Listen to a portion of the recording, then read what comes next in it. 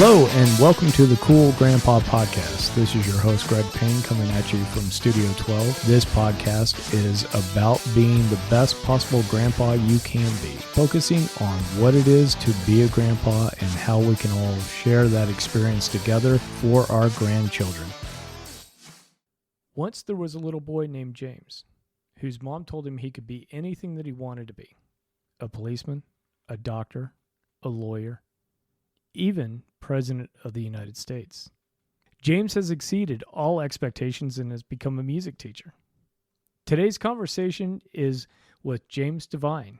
James is now a grown man with 4 kids, 6 grandchildren with 2 on the way. James has married his high school sweetheart. He's played in the Army band. He loves eating pizza, mountain biking, spending time with the family, and taking long walks in the mountains.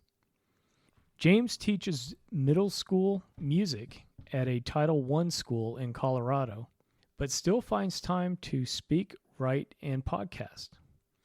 James and I have met through Dan Miller's 48 Days Eagles Network, where there were some posts about my podcast and the subject matter, and James and I got to talking, and James and I hit it off, and we've decided to sit down and have this recorded conversation. So we hope that you enjoy this as much as we enjoyed talking to each other. And of course, one thing I do want to let everybody know is James has a fantastic course for middle and high school students called Adulting 101. It's a practical, social, and emotional skills that every young person should know.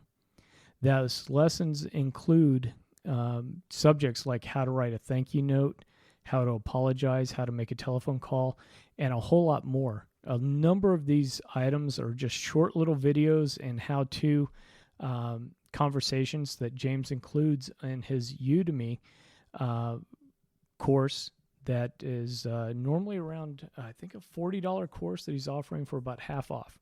So this is an absolutely fantastic course. Like I said, if you have middle school, high school age kids, this is a simple, easy to have navigation for simple but informative video lessons. And once you purchase this course, the course is available. It's a lifetime membership, and courses are added to this on a constant basis. So as James goes through life and is going through teaching music and working with youth, he's adding more and more little snippets on key items that kids need to know how to be a successful adult. So I'm going to add the coupon code and the link to James's website in the show notes. So please, if you're listening to this on iTunes or Stitcher or wherever, please go to www.cool-grandpa.us. And in the show notes, there'll be the link for James's website as well as for the Udemy discount codes. So go check it out, and I hope you guys enjoyed this conversation as much as James and I enjoyed catching up. So, James, as I was going through the introduction with you, I had mentioned that you had played in the Army band and had been in Virginia and Japan and Colorado. I'm a kid that grew up in the D.C. area, and during the summers we'd go down to the Lincoln Memorial, and at night they would have these big parades talking about the states coming into the Union, as well as just attending different military band concerts. And I'm really curious to hear about your experience in the Army band, but then also your experience too with maybe some of the work that you did. I've had friends that were in the Old Guard and had friends deployed around the area that interacted with the Army band from time to time. So the band that you got to hear was the special band. And then at the time that I joined in 1986, the Army had about 40 bands. They have much lower number now. So it was a dream of mine to pass the audition. I had to audition for it and got in. And I think back now, and it's like I wouldn't have been able to get in the band today. I would with my skills I have now, But if I were an 18-year-old today, I would not have been able to get into the band. So it was a dream come true to pass the audition and go to the Army School of Music, which was literally a mile from where I lived when I was going to high school. My dad was in the Navy, and there was what we called the Navy School of Music, but it included the Navy, the Marines, and the Army kind of jointly trained together. So I got to go to that school and started off it was also about the time I got married, got to go to Fort Lee, Virginia. And we got to tour all over Virginia, doing parades and concerts, and sometimes outside, sometimes inside. I wish I would have kept a journal during that time, but probably the most memorable event that we did when I was at Fort Lee was Ronald Reagan was giving a speech somewhere. So we had to go in and set up our instruments and leave all our cases in a certain spot. And then they brought in the dogs to have them sniff and make sure there was no contraband or anything illegal in there. And then we got to come back in and play. It was very eye-opening for me because Ronald Reagan was a great speaker. Right. And we got to be there for his speech and hear all that, but you had the hecklers in the back who just wouldn't let him speak, but he gracefully pushed through all of that and went on.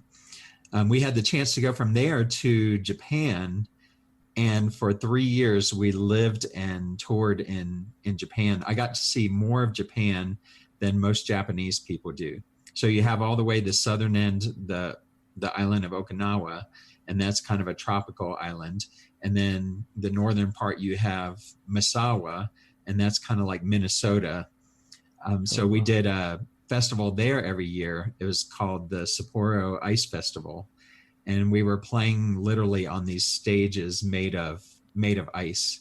So sometimes we'd have to you'd play a note and your keys would get stuck because they were frozen, and you'd have to literally flick the ice off of the keys to be able to play more after that. But it was cool to go all throughout Japan and play through some different things there. Then I got to come here to Fort Carson. My wife and I are from Virginia.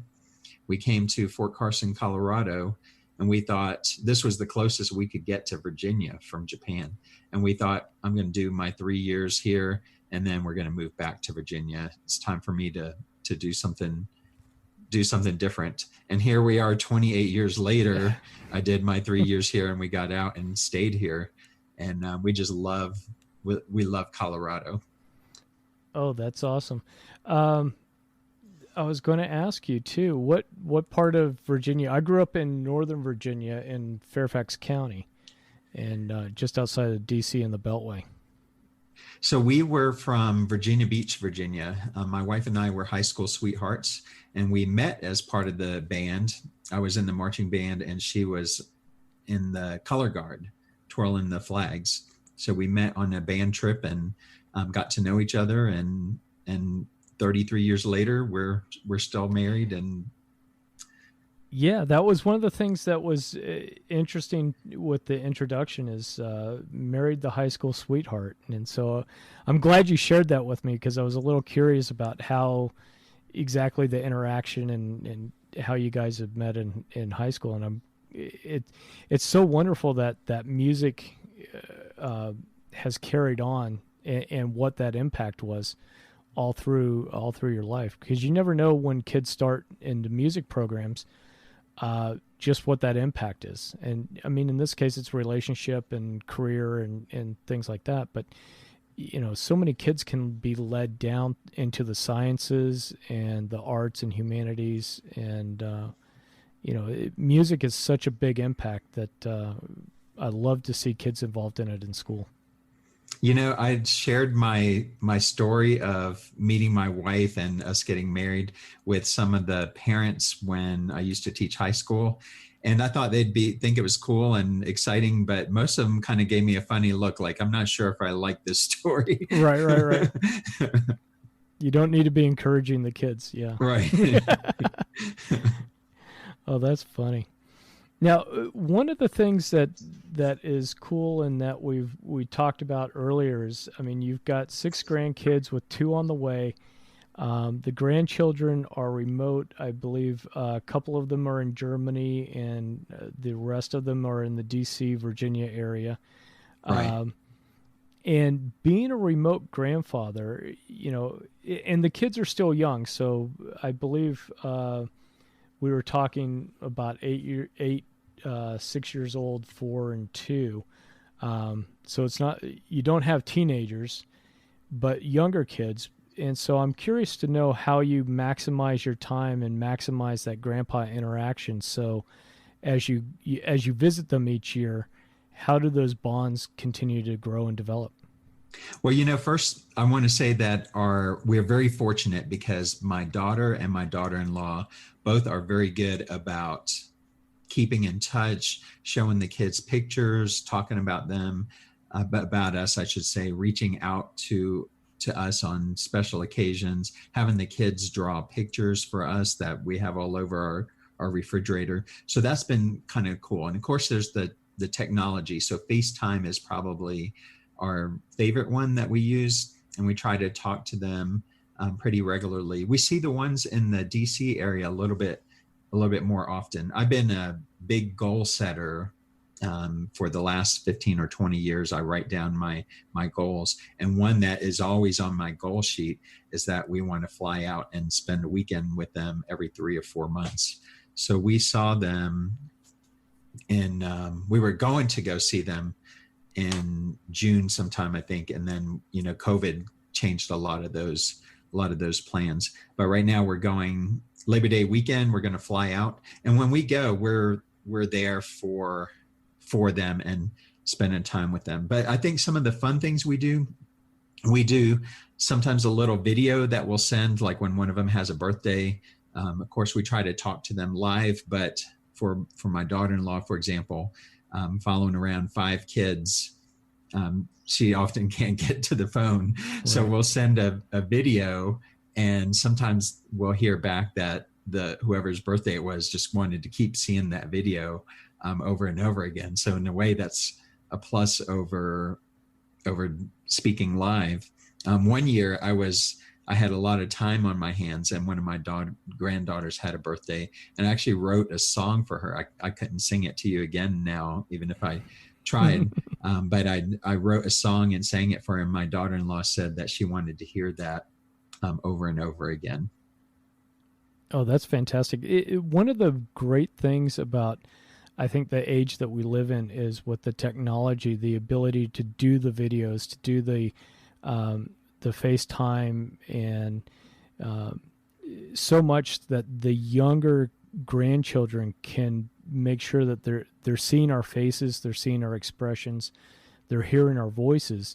And that's not to diminish how important letter writing was and still is, but I can just imagine the impact of seeing Grandpa,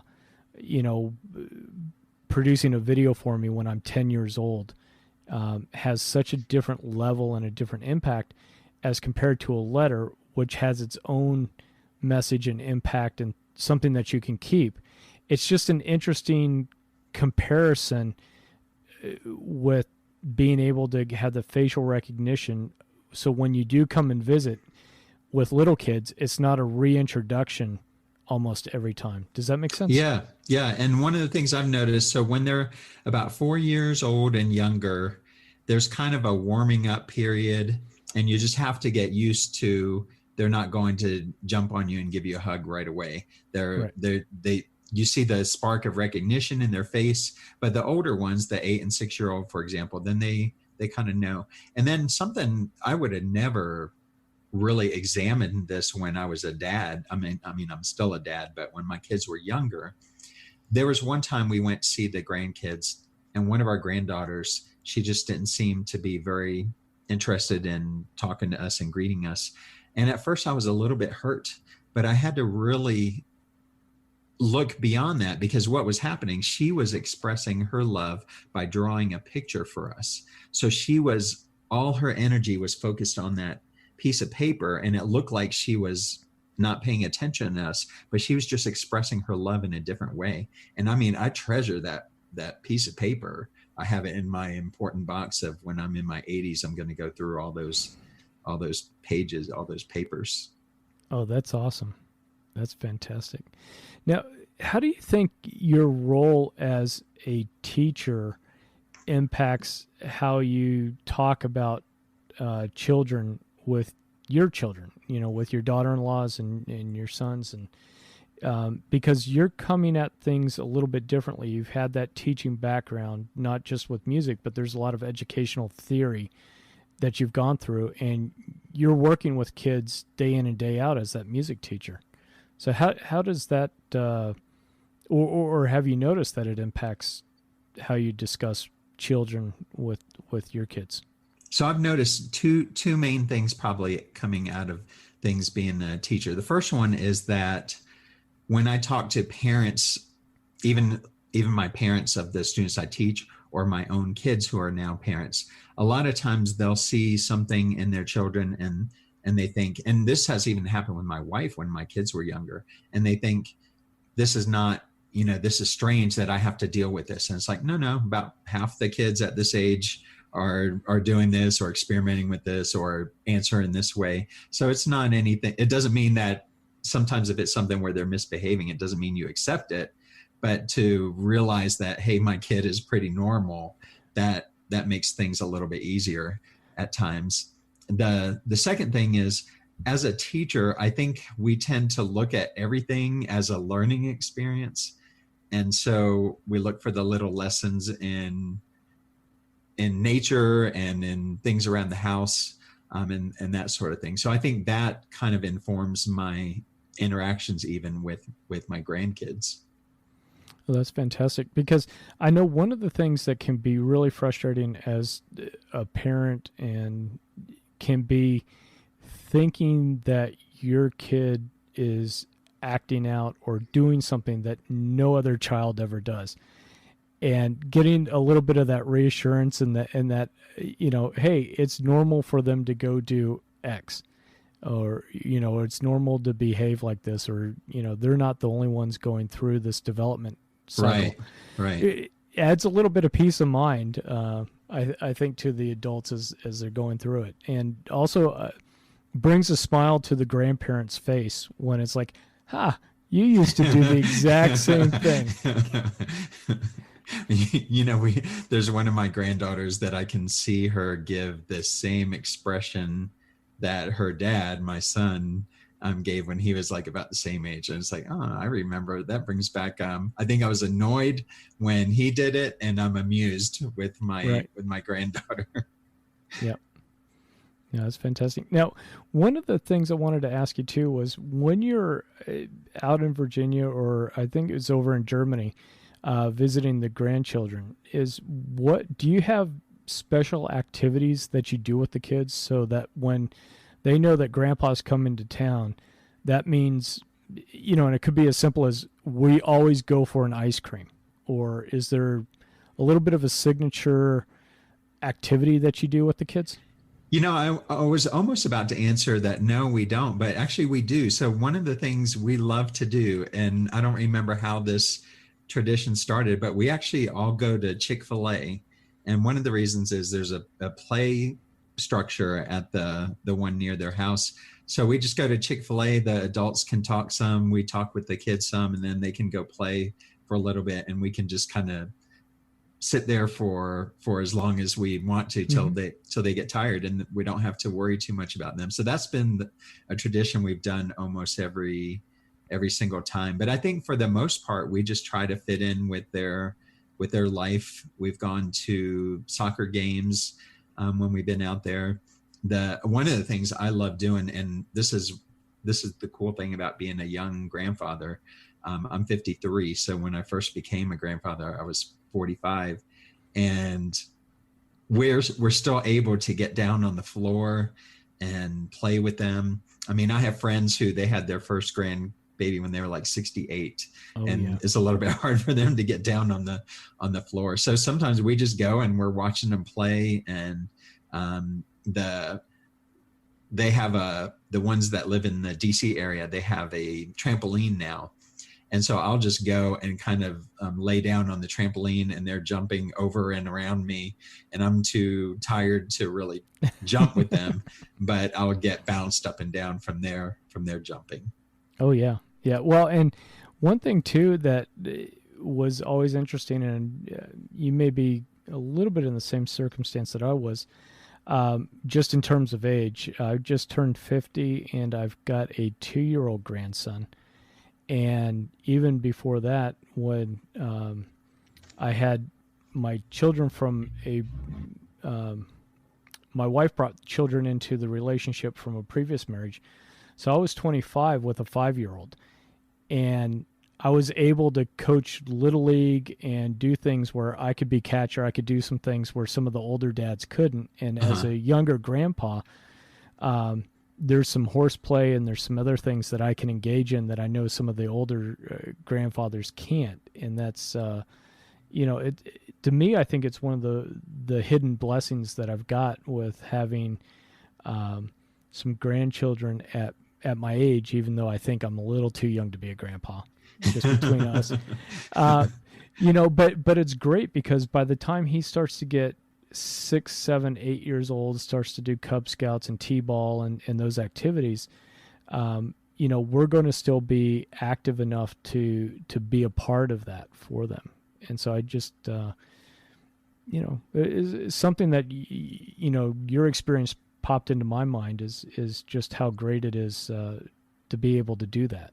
So. It is. It's a big blessing to be able to do that. And, the grandkids have actually taught me a lot, because they've taught me how to slow down and smell the roses.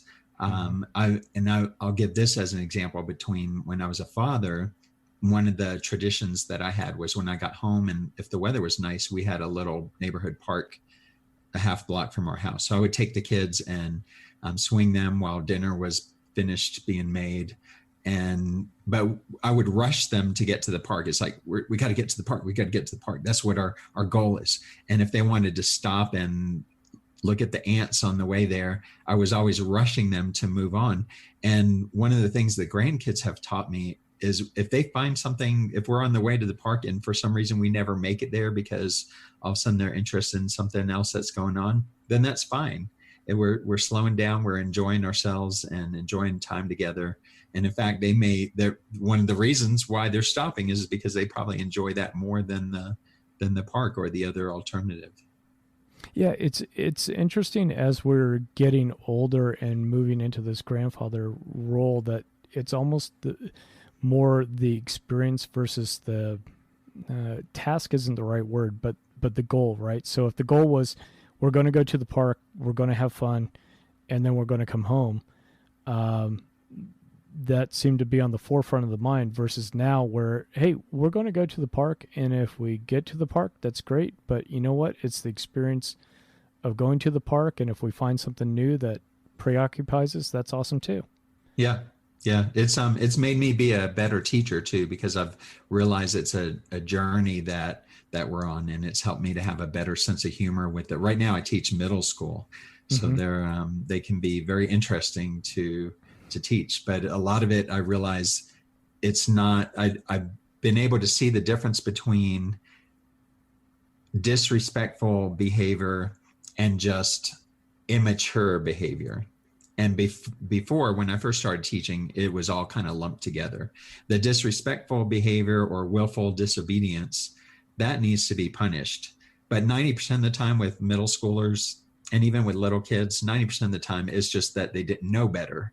And so then we can use that as a teaching moment to help them become better people. And at the same time, we're developing that stronger relationship with them. Oh, absolutely.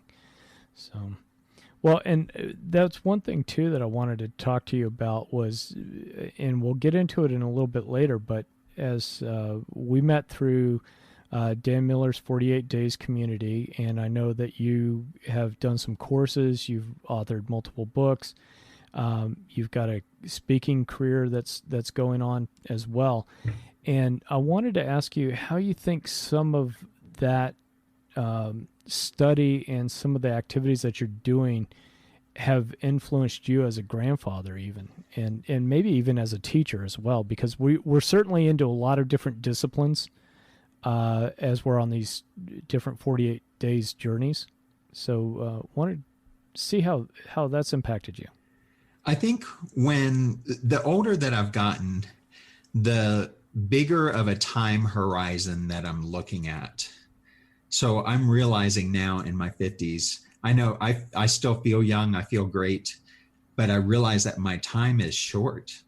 Even if I have another 30 years left on earth, that just seems like a really short time. And I've started looking more and more to the future. So like what I tell students now, and I think this way about my grandkids, about my kids, even about the people in my neighborhood, is I'm not thinking about who you are today or tomorrow. I'm thinking about what is best for you in 10 years from now. Right. So if you, for example, with my students, let's say a 14-year-old, some of them end up getting a little bit rebellious, and they might hate me because of something that I'm making them do, or be molding them in a certain way. But I almost don't care anymore, because I want them to be a great 24-year-old. Mm-hmm. You know, and I see that with our country now, that there's so many things happening in our country has just made me sad, because I think, how is this going to affect my grandkids? I mean, if everything shut down and we were how we are right now, I've had a long experience where things were better. But if this is their experience and then things get worse, you know, what kind of world is that for our grandkids? So I really think everything has become longer term focus, even to the point of eternity, what happens with us for eternity. Oh yeah. And that's an amazing perspective as well, because I think too, you know, we certainly move that mind shift as we get older from being very immediate. And where I've talked with other grandfathers, and we touched on this a little bit before about being present with the grandchildren, and it's the experience and not the task. But, you know, when we're in our 20s and 30s and we've got young families and we're getting careers going, we've always got in the back of our minds what's going on tomorrow. What's the checklist for going to be for tomorrow? And there's that immediacy of what's happening this week and next week. Even if you're setting yearly goals and those types of activities, but as you're getting older, you start to get that perspective that's both a little bit more immediate in terms of we want to do things now, but then it's, okay, how do we set this up for the next 10, 15, 20, 30 years? Uh-huh. And, you know, and it's not something that you can sit down and tell a 20-year-old. I mean, I couldn't sit my 30-year-old son down and say, hey, we really need to plan out how your next 30 years are going to look like, because that's going to touch on, you know, ramping up for retirement. He's looking at, you know, things like, okay, how am I going to get the next promotion, or how am I going to set things up for the next 5 years? Uh-huh. So it's an interesting perspective as we go through that process. So now, one of the things that we wanted to hit on and I wanted to talk about is that you've made a very generous offer to this community with one of your programs. It's Adulting 101. And when we had talked earlier, there was a whole lot of what I think is in this course that used to be some of the items that used to be taught in high school, and some of the things that were just, we assumed everybody knew this. We assumed that when you're 14 years old, you figured out how to change a tire on the car. You knew how to do a basic oil change. Right. You know, you knew how to balance a checkbook. And so what I'd like you to do is talk a little bit more about how you came up with the idea for this course, what the course is, and then, you know, anything else you want to do to help educate us on the value of getting this course for your middle school and high school age kids. Sure. So the course kind of came about during the course. Everyone who's a teacher, the middle of March, third week of March hit, and our world was shattered and completely changed. So when that was about the time spring break had hit for us. We actually went and saw the grandkids because we had planned a flight, and our flight was canceled. And we said, we're going to drive out there because we don't know how long this lockdown is going to last or what's going to happen. So we were prepared to drive through the night from Colorado to Maryland if we needed to, because we didn't even know what was going to happen with hotels. But we made it out there and had a great visit with the grandkids. And as I was doing that, came back home and spring break was over and was doing online teaching, there were lots of people who were starting to post some things that they said, why is everyone worried about our kids not being at schools? This is the time to teach them how to cook and how to do their laundry and how to do these things. And people started actually giving lists of 30 or 40 things. So I wrote them down. I said, you know what? I've got the experience to teach these things, and I love making teaching creative. And so I experimented with my students because I teach band and orchestra, but most of my students didn't have their instruments. So I was creating these online music lessons for them, things like getting pots and pans and turning them into a drum set. And it was just fun things that they could do that were still musically related. But I would also give them a life lesson once a week. And some of the lessons were how to sew on a button, how to apologize, how to make a telephone call, how to accept an apology, all of these life skills. So I decided to kind of put this together and into a course that I'm calling Adulting 101, Practical, Social, and Emotional Skills that every teen should know. And I'm very excited about the course. So it's about halfway done. I've got about 20 lessons in it now. It's eventually going to have 40, and then I've got ideas for 40 to 60 more. So the plan is to continue to add to this. And in fact, once I've done the ideas that I have, then I'm going to put a lesson in there that says, hey, if you have ideas for more lessons, email me at this address so we can keep adding. So the goal is to add maybe 6 to 12 lessons a year. So right now, anytime that someone signs up for the course, they have lifetime access to the course. And something that I want to encourage people to do is if they have 5 grandkids, if they just purchase the course one time, they can use it for all 5 of their grandkids. Maybe it can just be something if they're keeping their grandkids for a longer time, they can just run through the lessons. The lessons run from like 2 to 6 minutes. They're really short. Some of them have actions to them, like some of them are some cooking lessons and that sort of thing. But I think it would be really fun for grandparents to work through it with their kids. And once you sign up, you have lifetime access. As more lessons are added into the course, you have access to all those lessons also. So one of these days when there's 100 or 150 lessons, if you signed up now, then you still have access to that. Oh, that's fantastic. And just to let everybody know, James has been extremely generous. This course is normally $39.99, and it's half off. I'll provide the link in the notes on the webpage, but it's half off. It's $19.99, and even if you think that you're teaching these things to your kids and your grandkids, it's always awesome to have another voice that comes in.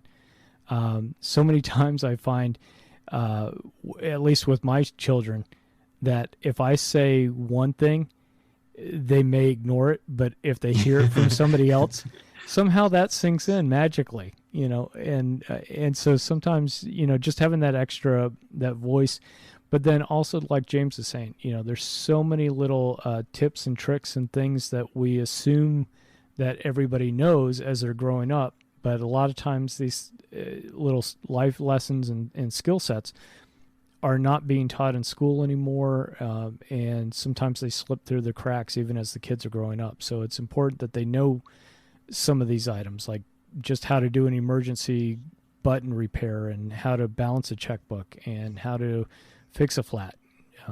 So many of these things are just important to be getting by on a day-to-day basis. Definitely. And then another thing with the course is that you can try it for 30 days through Udemy. And if you don't like it, then you can request a refund directly through Udemy. So they don't even forward any of the money to me until that 30 days is over with. So that you can try it and say, hey, this is worth it, or no, it's not. But I think they'll find that it's worth it. But just realize that not all the lessons are there yet. There's going to be continually added lessons to it. And if I could share a story with what you were talking about sometimes a lesson coming from someone outside the family. When my daughter was in high school, she was in marching band, and every day she was leaving for marching band. And we said, honey, you should eat something for breakfast, because you're going to be out there in the sun all day and, marching around. And I don't like to eat breakfast. I don't need breakfast. And we did that for like 2 or 3 days because we were concerned with her being out there. About the 4th day of band camp, she's eating breakfast. And of course, we were still not as experienced parents and grandparents as we are now. So we kind of rubbed it in a little bit, and we said, oh, you're eating, you're finally listening to us and eating breakfast. And she turned to us with a smug look, and she said, my band teacher said that we should have breakfast. Oh, that's hilarious. Yeah.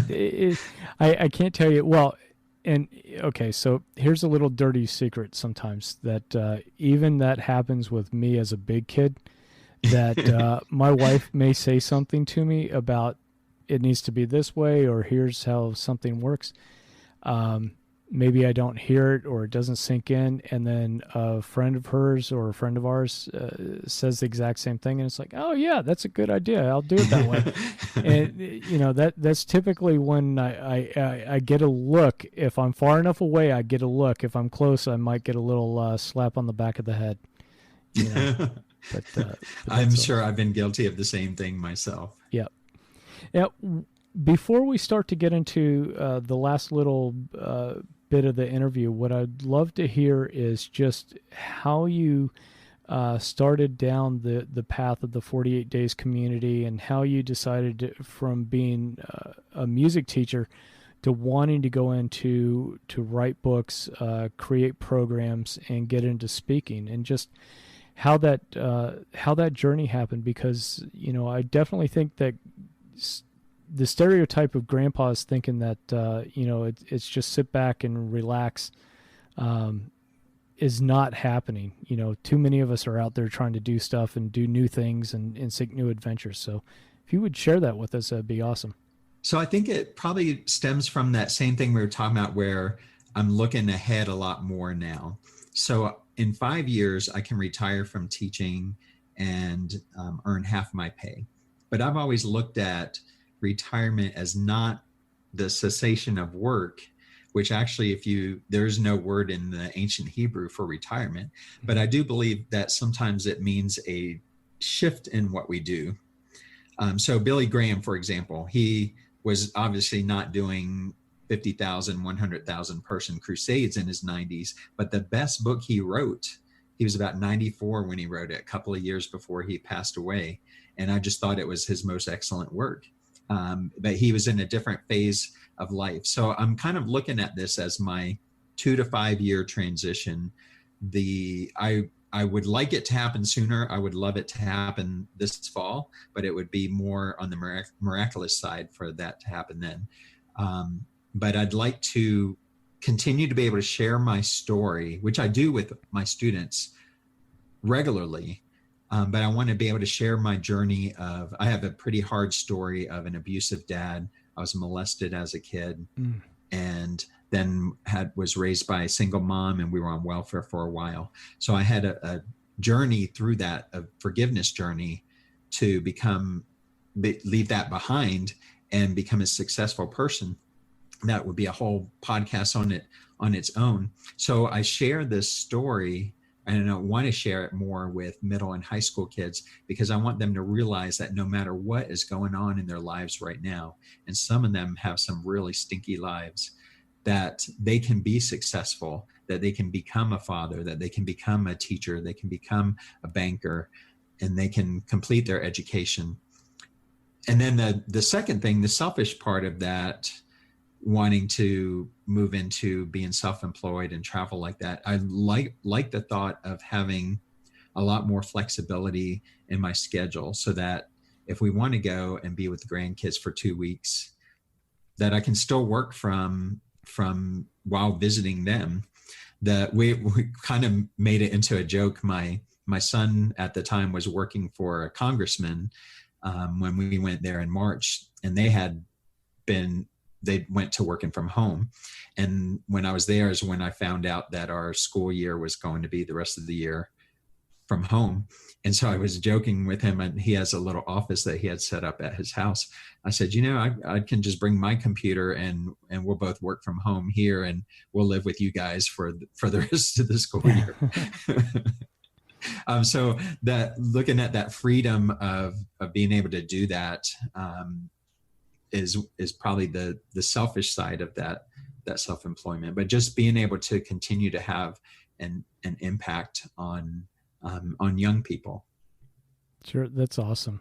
And we'll be sure also to make sure that the link to your website and everything that you're doing is included in the show notes on my website as well, so people know how to reach out to you, especially to hear more about your message to young people. So I think that's really an important message that they need to be hearing, that bad things can happen to you, but then there's still some choice, and there's still things that you can do to move past that.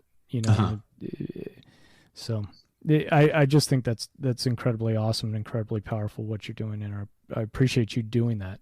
Thank you. The message is out there. I try to post 2 YouTube videos a week. They're just like 2 minutes long, and it's kind of like a mini lesson it's geared toward middle and high school, but I get people of all ages who watch it. Just little life lessons that pop into my mind, just like I might teach a student at school.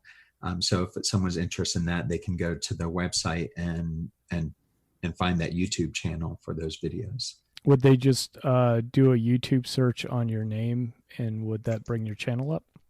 So probably the easiest way, if they just go to jamesdevine.net, then there's at the top of the page, there's a YouTube click here for James Devine's YouTube page. Okay, perfect. Yeah, and we'll definitely have that link available as well. So. Awesome. One of the items I completely messed up on was at the beginning of the interviews. I love to talk about when you first heard you were going to be a grandfather and what your initial reaction was. And then we'll follow it up with your favorite grandpa story, whether it's a memory of your grandfather or a memory of you being a grandfather. All right, that sounds awesome. So when I first found out about being a grandfather, I was like, this is hard to believe. I mean, I feel like I've just barely become a dad, and here I am a grandfather now. I thought maybe I'm too young, but I was excited and looking forward to some of the things that would happen. I was working on a master's degree that I was gone for half the week every week and for 3 summers, and the birth came during that 3rd summer of my master's degree.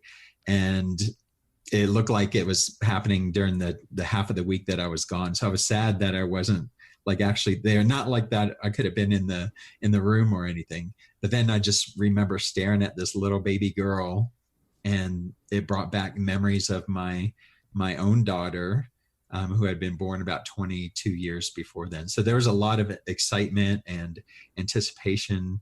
And now I've kind of settled into the role. And to be honest, it doesn't feel that strange to be a grandfather.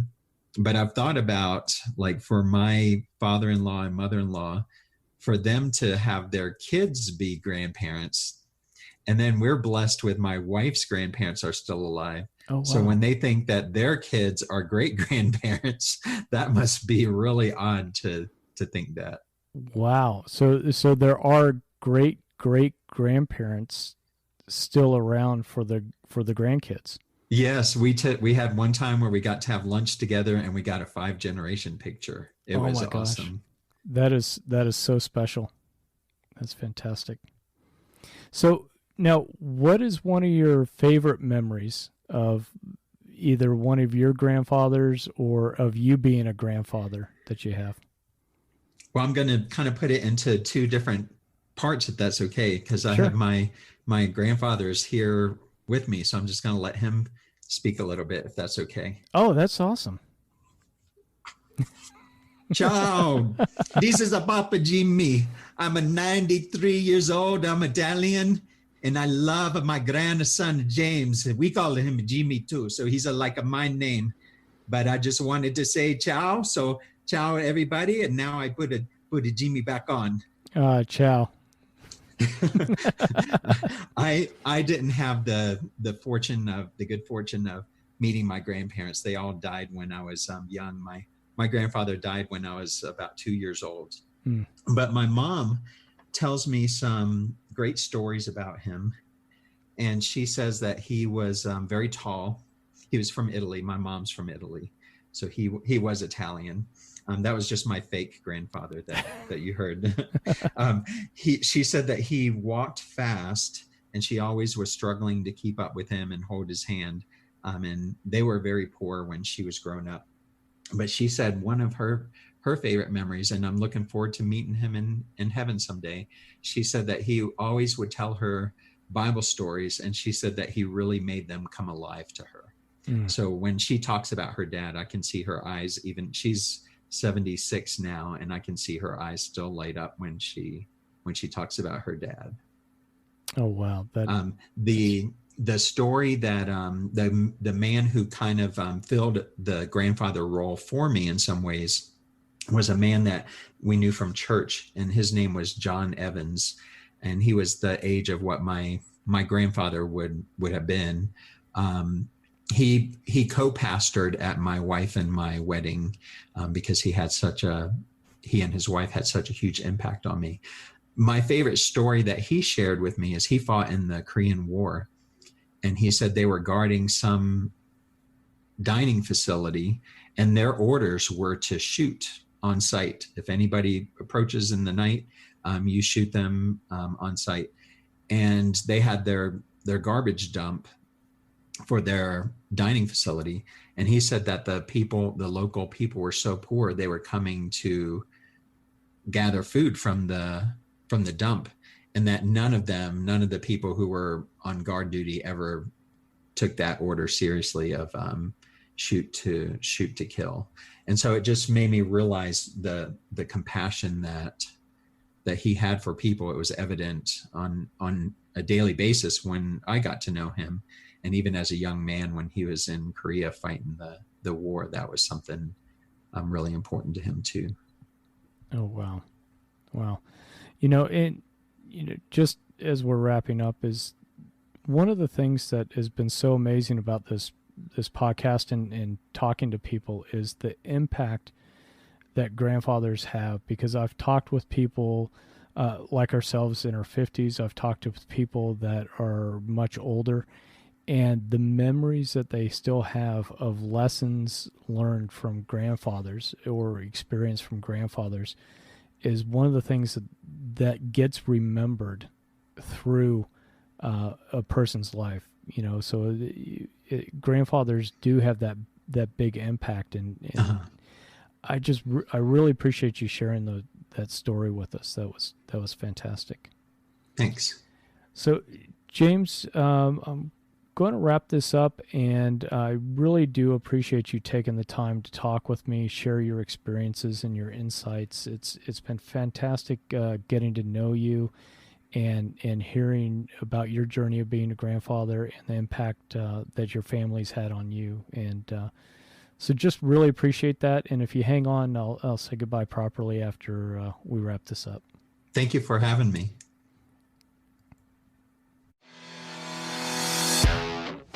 Thank you for listening to the Cool Grandpa Podcast. If you've enjoyed this episode, please do me a favor and share it with a friend. That's the best way you can help us to expand our community, as well as get the news out about how valuable grandpas are in the lives of those kids. If you'd like to leave me a comment or shoot me a potential topic for this podcast, please go to www.cool-grandpa.us. Look for the comments tab, fill it out, hit submit.